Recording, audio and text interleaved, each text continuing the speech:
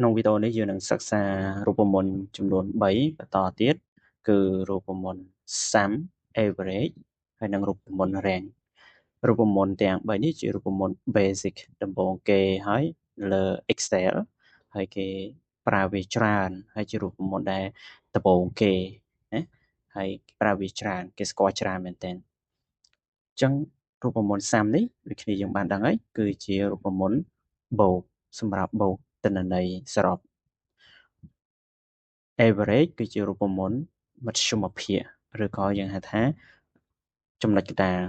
មធ្យមភាគគឺចំណុចកណ្ដាលមិនមានន័យថាឧទាហរណ៍ថាសិស្សម្នាក់គាត់ប្រឡងគាត់បានបន្ទុកមាន10 14 16 18 20អញ្ចឹងចន្លោះកណ្ដាលពីតូចបំផុតគឺលេខ10រហូតដល់ធំបំផុតលេខ20អញ្ចឹងចំណុចកណ្ដាលនៃបន្ទុកហ្នឹងប្រហែលអាហ្នឹងហើយយើងហៅថា average ឬក៏មធ្យមភាគហ្នឹង rank គឺបន្ទុកចំណាត់ថ្នាក់លើលេខពេលគាត់ប្រឡងឬក៏គាត់ធ្វើលំហាត់អីចឹងតែគាត់បានចំណាត់ថ្នាក់លេខប្រមាណណាលេខ1ឬក៏លេខ2ឬក៏លេខ3អញ្ចឹងគឺយើងប្រើរូបមន្ត rank រូបមន្តទាំងអស់នេះភាគច្រើនគេប្រើសម្រាប់គណនាលើបន្ទុកសិស្សណាដូចឧទាហរណ៍លំហាត់នៅខាងក្រោមនេះអញ្ចឹងគឺយើងគណនារកបន្ទុកសិស្សដែលគាត់បានធ្វើប្រឡងហើយបានធ្វើលំហាត់ហើយតាមមុខវិជ្ជានីមួយៗតោះអញ្ចឹងយើងនឹងចាប់ផ្ដើមអនុវត្តទាំងអស់គ្នាអញ្ចឹងនេះជាតារាងបន្ទុកសិស្សរបស់យើងជាឧទាហរណ៍ទេអត់មានយកបន្ទុកតារាងសិស្សមែនតែនអត់មានយកបន្ទុកតារាងសិស្សជាផ្លូវការណាយកមកទេនេះគ្រាន់តែជាឧទាហរណ៍ទេណាគាត់ដាក់លេខនេះគឺខ្ញុំចេះតែដាក់ឲ្យថាមានឲ្យគ្នាយើងមើលឃើញជាឧទាហរណ៍ជាក់ស្ដែងអញ្ចឹងមានលេខរៀងឬយើងហៅ ID មានឈ្មោះរបស់ពួកគាត់ហើយនេះគឺជាមុខវិជ្ជានីមួយៗរបស់ពួកគាត់មានវិជ្ជាខ្មែរអង់គ្លេសគណិតរូបគីមីអីចឹងទៅណាបាទអញ្ចឹងកន្លែងគណនានៅកន្លែងណាគឺនៅកន្លែងនេះអញ្ចឹង total គឺបន្ទុកសរុបមានន័យថាបូកចូលគ្នាទាំងអស់ទៅបន្ទុករបស់គាត់បានប្រមាណណាតាមឈ្មោះម្នាក់ហើយគាត់បានមធ្យមភាពបើគិតជាមធ្យមភាពគាត់បានប្រមាណ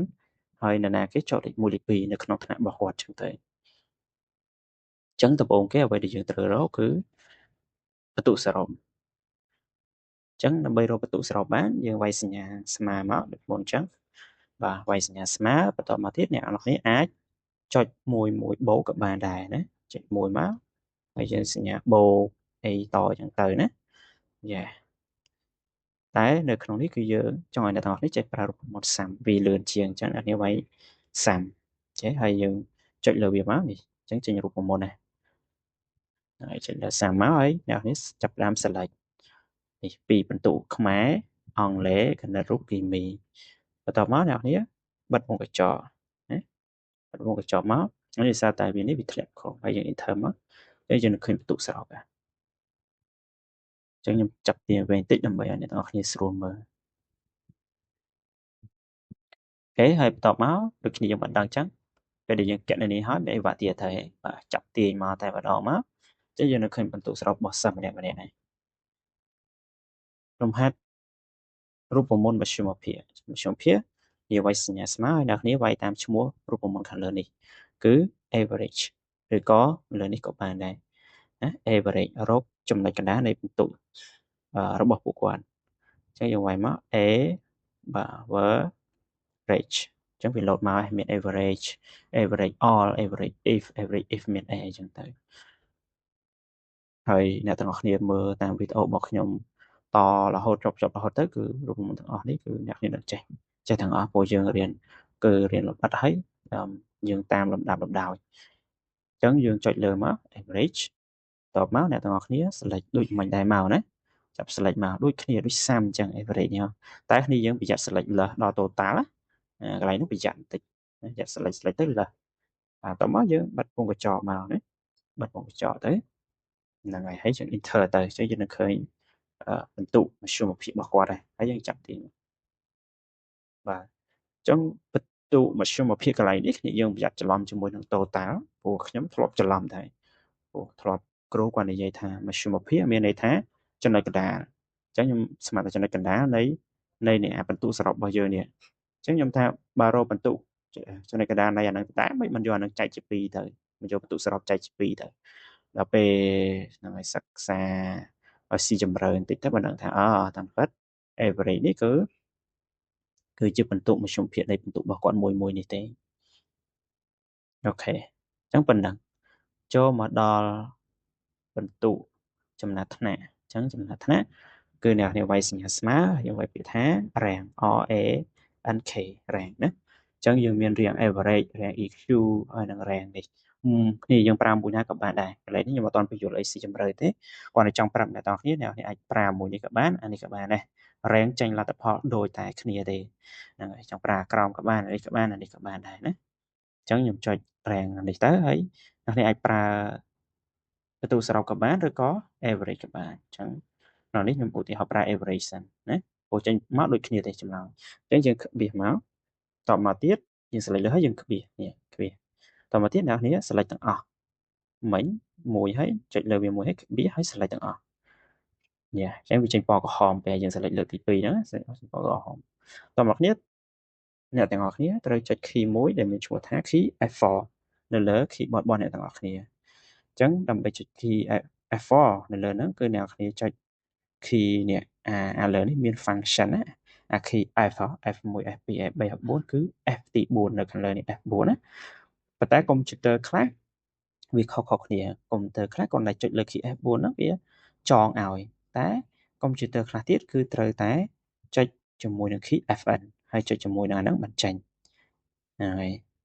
អូខេតែរបស់ខ្ញុំនេះខ្ញុំចុចតែ key F4 ទៅនេះចុចទៅវាចេញដុល្លារបែបនេះចុចទៅចេញដុល្លារព្រោះមិញអត់ទាន់ចេញទេអញ្ចឹងខ្ញុំថយសិនម្ដងទៀតណាអញ្ចឹងខ្ញុំ select លើវាទាំងអស់ឡើងវិញអញ្ចឹងដំបូងវាអត់ទាន់ចេញទេនេះអត់ទាន់ចេញអញ្ចឹងអ្នកនេះត្រូវចុច key $F4 ជាមួយវា load ដុល្លារនេះ load ទេបាទ load អត់អស់ដោយសារតែខ្ញុំអត់ច្រឡំចុចលើវាមិញពេលចុចទៅវាអត់ចេញទេតែអ្នកនេះពេលដែលអ្នកទាំងអស់គ្នាចុច key F4 ទៅវាចេញហើយចេញទាំងអស់ចេះហ្នឹងហើយកុំតន់អាចចុចចូលលើវាអញ្ចេះតែបើចុចច្រឡំចុចដូចខ្ញុំលើវាអញ្ចេះក៏អត់អីដែរគ្នាយើងគ្រាន់តែ select លើវាទាំងអស់ទៅព្រោះតែចុច key F4 ទៅឬក៏ key FN នៅខាងក្រោមបូកមួយ F4 ហ្នឹងទៅវាចេញ load ដុល្លារបែបនេះនេះ load ដុល្លារអញ្ចឹងហើយអញ្ចឹង load ដុល្លារអញ្ចឹងហើយយើងបិទមុខកញ្ចក់មកណាបិទមុខកញ្ចក់ហើយយើង enter ទៅហើយយើងចាប់ទាញមកនេះអញ្ចឹងណាគេលេខ1នេះអ្នកដែលមានបន្ទុកលេខ1គឺនៅខាងក្រោមគេស្រីច័ន្ទគាត់បានបន្ទុកលេខ1គាត់បានបន្ទុកលេខ1ដោយសារតែបន្ទុករបស់គាត់គឺបន្ទុកសរុបរបស់គាត់ខ្ពស់ជាងគេណា86អត់មានអ្នកណា86ណាហ្នឹងហើយអញ្ចឹងគាត់86បន្ទុកមធ្យមភាពរបស់គាត់គឺ 17.4 អញ្ចឹងគាត់បានលេខ1នេះបាន17ដែរតែចុច2ហ្នឹងហើយនេះចុច4នេះចុច2អញ្ចឹងគាត់បានលេខ2នេះអញ្ចឹងលេខ1លេខ2លេខ3លេខ4អីចឹងទៅអញ្ចឹងឥឡូវយើងរកឃើញហើយបន្ទុកសរុបមធ្យមភាពហើយនឹងចំណាត់ថ្នាក់នៅក្នុងកន្លែងចំណាត់ថ្នាក់នេះខ្ញុំចង់បញ្យល់អ្នកនេះតកតងជាមួយនឹង key F4 ហេតុអីបានយើងត្រូវដាក់ដុល្លារវាឬក៏ចុច key function ជាមួយ F4 ហ្នឹងហេតុអីទៅរឿងគឺវាបែបនេះបើសិនជាអ្នកទាំងអស់គ្នាអត់ចុច key F4 ទេគាត់អ្នកគ្នាក្បៀសហើយចាប់ select លើវាទាំងអស់ហើយចុច key F4 អ្នកនេះ enter មកក៏បានដែរវាអត់អីទេបាទចុចទៅ enter ទៅគឺចម្លើយដូចគ្នានេះដូចគ្នាគ្រាន់តែថាបើអ្នកទាំងអស់គ្នាអត់ចុច key F4 ទេពេលដែលអ្នកទាំងអស់គ្នាចាប់ទៀតគឺវានឹង error នេះឃើញទេតើនេះលេខ4នេះលេខ2លេខ5អីណាលេខ2ជាន់គ្នាពេញទៅនឹងមូលហេតុអីមូលហេតុគឺអញ្ចេះពេលដែលអ្នកទាំងអស់គ្នា select អាក្រហមនេះជួរក្រហមនេះអាលើគេគឺត្រូវហើយអាក្រហមហ្នឹងបាទត្រូវប៉ុន្តែពេលនេះចុចបន្ទាប់ទៀតស្រាប់តែវាអត់ចាប់បន្ទុកនៅខាងលើនេះទេវាទៅជាចាប់បន្ទុកត្រឹមអាទី2រហូតដល់អ្នកមក sit អាទី14នេះទៀតនេះ sit ទី14នេះចាប់ខមនេះទៀតអូខេហើយអានេះលាក់ទៅខមនេះមកចាប់នេះនៅ sit នៅខាងខមនេះទៀតឃើញអត់ហ្នឹងហើយរហូតដល់អ្នកចុងក្រោយគេនេះលេខ1មិនមែនដោយសារតែបន្ទុករបស់គាត់ខ្ពស់ជាងគេទេដោយសារតែគាត់អត់មានបូកបន្ទុកជាមួយនឹងនរណាគេទេគឺគាត់គិតតែបន្ទុកខ្លួនឯងហើយឥឡូវនេះអត់សោះអញ្ចឹងសរុបមកវិញមានន័យថាម៉េចមានន័យថា key F4 នេះkey F4 រូបមន្តរាងនេះគឺវាចេះរត់នេះវាចេះរត់អាក្រហមនេះវាចេះរត់អញ្ចឹងដើម្បីកុំឲ្យវារត់នៅពេលដែលយើងចាប់ទាញទៅកុំឲ្យវារត់ឲ្យអាក្រហម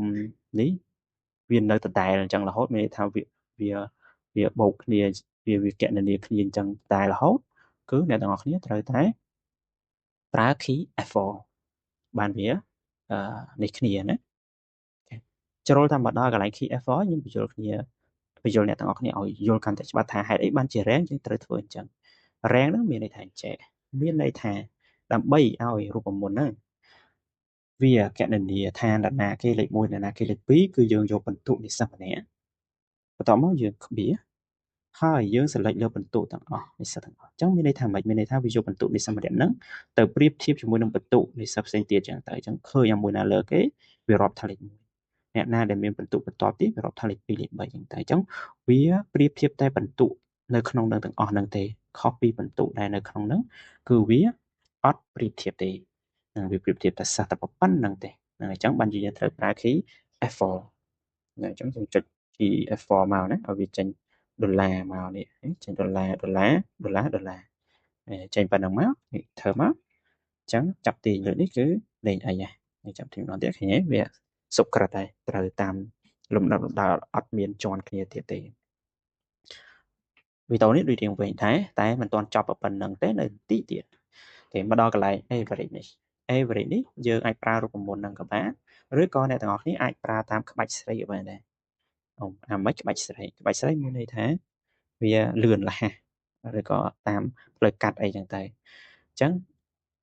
មិនបាច់ប្រើរូបមន្តទេធ្វើមិនយកប្រើរូបមន្តទេអញ្ចឹងធ្វើមិនចឹងគ្នាយើងដឹងណា average អ្នកណាខ្លះដឹងរូបមន្តអត់ប្រើ average យើងធ្វើមិនដើម្បីចេញលទ្ធផលគឺតាមក្បាច់ស្រីគឺយកបន្ទុកសរុបនេះយកបន្ទុកសរុបចែកឲ្យចំនួនមុខវិជ្ជាអាហ្នឹងក៏របៀបរកមធ្យមភាគដែរគឺយកបន្ទុកសរុបចែកឲ្យចំនួនមុខវិជ្ជាអញ្ចឹងចំនួនវិជ្ជារបស់យើងមិន1 2 3 4 5អញ្ចឹងយើងចែកនឹង5មកបាទចែកនឹង5ទៅដាក់លេខ5ទៅអញ្ចឹងយើងមានបន្ទុកប្រមាណយើងចែកប៉ុណ្ណឹងណាអាហ្នឹងយើងរាប់ទៅហើយយើង enter មកអញ្ចឹងចម្លើយគឺឃើញដូចគ្នាអញ្ចឹងយើងប្រើរូបមន្ត average ក៏បានប្រើដោយរូបមន្តមិញក៏បានដែរ